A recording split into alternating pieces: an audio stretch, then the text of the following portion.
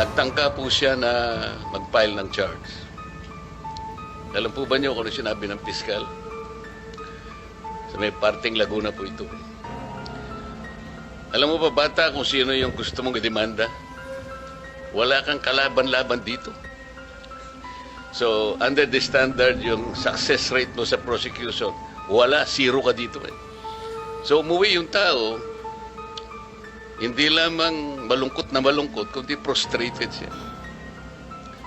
So, ito pong mga ganito yung lumilitaw. Maring tama rin po kayo na mayroong nangyayari na mga bagay na kinatutuwa ng ilan.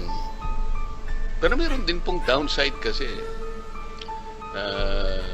Ang sinasabi natin, wag na yung masyadong highly technical na pag-uusap.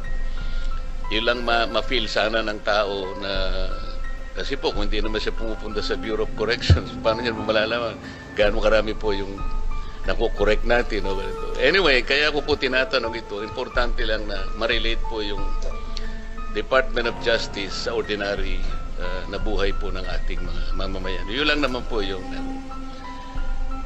kasi po kagaya po nung sinabi ni ASEC Jermar kanina, ang DOJ ay talaga namang sa yung ating principal law agency sang-ayon sa ating